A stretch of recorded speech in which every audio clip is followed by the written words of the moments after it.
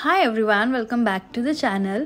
आज सकाळी उठल्यानंतर पाणी पित होते आणि झोपाळ्यावर बसले होते तर सहज मनामध्ये विचार आला की आधी मी किती खर्च करायचे आणि माझं स्वतःचं पर्सनल असं काहीच सेव्हिंग नाही व्हायचं. आणि मग त्यानंतर मी बऱ्याच गोष्टींमध्ये चेंजेस केले आणि मग माझे आता भरपूर सेव्हिंग्स होतात. मी स्वतःसाठी भरपूर काही पैसे वाचवू शकते, पैशांची बचत करू शकते.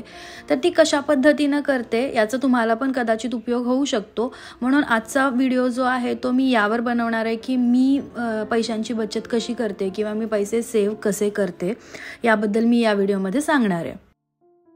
आता पैशांची बचत करणं किंवा पैसे सेव्ह करणं म्हणजे असं नाही की बाबा खूपच म्हणजे काटछाट करून मी राहते किंवा पैसेच खर्च करत नाही. पण आधी मी अवाढव्य खर्च करायचे, त्याच्यापेक्षा आता जे आहे ते बेसिक ज्या गोष्टी आहेत त्या करते. अननेसेसरी जो माझा खर्च होता तो मी कट केलेला आहे, बऱ्यापैकी कट केला असं मला वाटतंय.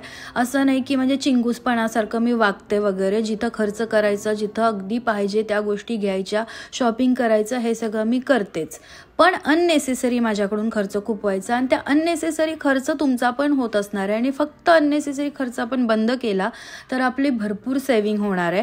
तुमचं मग पगार असू दे, तुम्ही स्वतः कमवत असा किंवा तुमचा नवरा तुम्हाला पैसे देत असू दे. आता माझ्या बाबतीत अभिषेककडूनच मी पैसे घेते आणि मग ते पैसे मी कसे माझ्यासाठी एक्स्ट्रा यूज करते हे पण मी तुमच्यासोबत शेअर करते.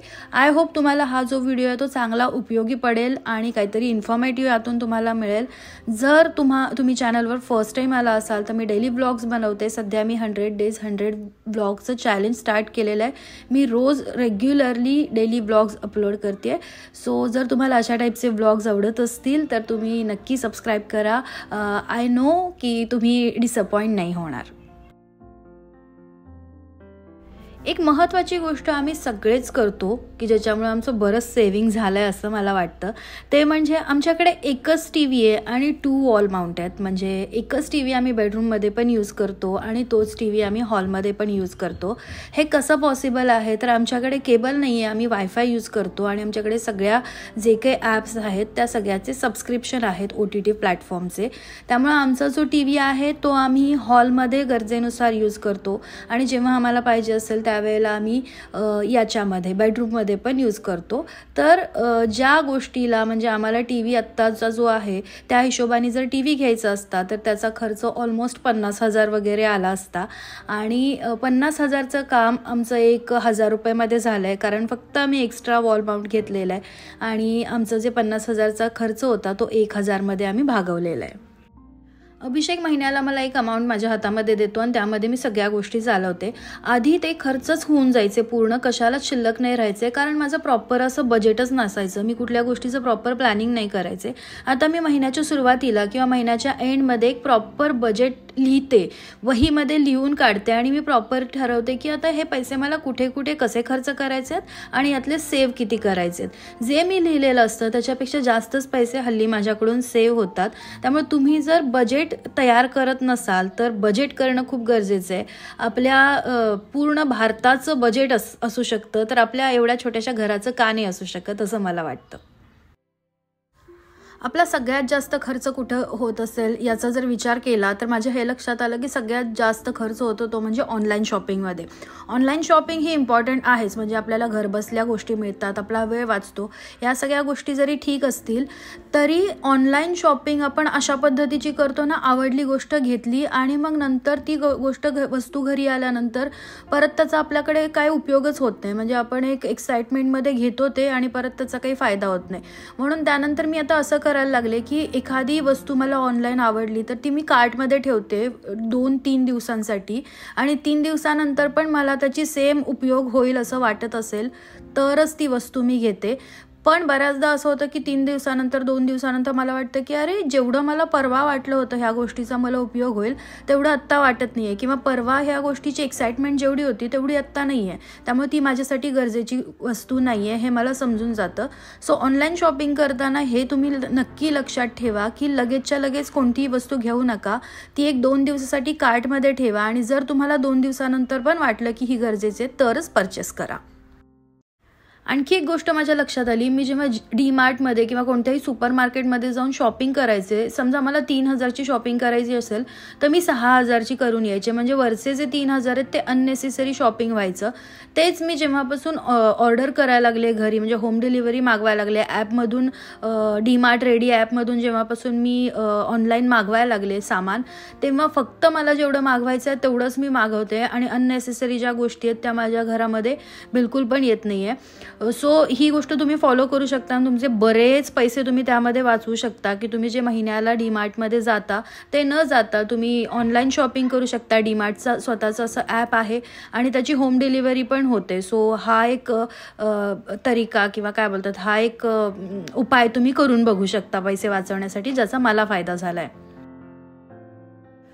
पैशांची सेव्हिंग करण्यासाठी ना घरातल्या बाईनं घरासाठी काही रूल्स बनवले पाहिजेत आणि ते फॉलो केले पाहिजेत, कारण कुठलाही पुरुष रूल्स फॉलो करू शकत नाही असं मला वाटतं. कारण माझ्या घरात असंच चालतं. मी जर आज म्हटलं अभिषेकला की चल आपण 2-3 दिवस सलग बाहेर फिरायला जाऊया, तर तो रेडीच असतो.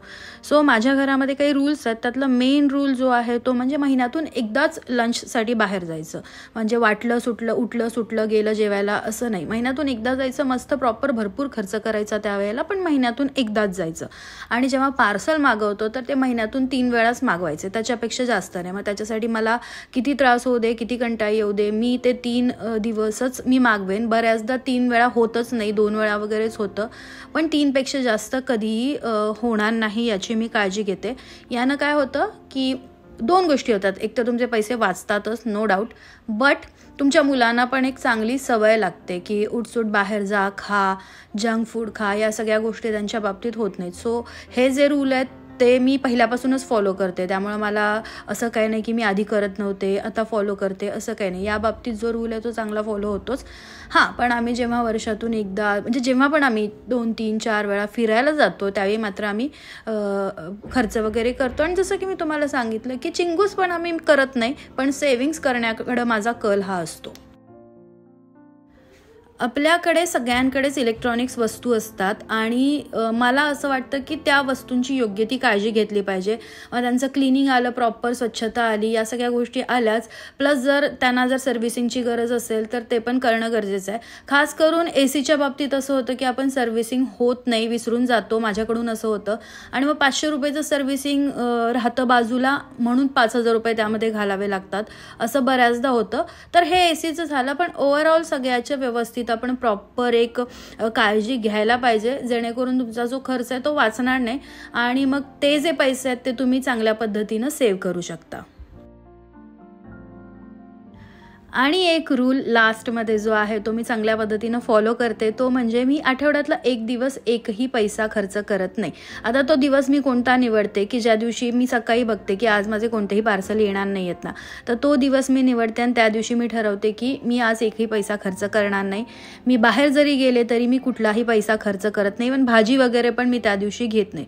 यामुळे होतं काय, बाहेर पडल्यानंतर पर्समधनं पैसे काढायलाच पाहिजेत असं मला वाटत नाही. म्हणजे अशी जी गरज वाटते की बाहेर गेलो म्हणजे खर्च होणार, ते मी टाळते. म्हणजे जसं की पोट आपलं जास्त बिघडू नये, संतुलन राहावं शरीराचं, म्हणून आपण जसं आठवड्यातनं एक उपवास करतो, तसं मला वाटतं की पैशांची बचत करण्यासाठी हा पैशांचा एक आठवड्यातून एकदा उपवास केला पाहिजे. तर हे काही रूल्स आहेत, यापैकी बरेच तुम्ही पण फॉलो करत असाल, पण मी हे फॉलो करते आणि याने माझी बरीच सेव्हिंग होते. तर हा होता आजचा व्हिडिओ. तुम्हाला कसा वाटला, आवडला असेल तर लाईक करा आणि मला नक्की सांगा.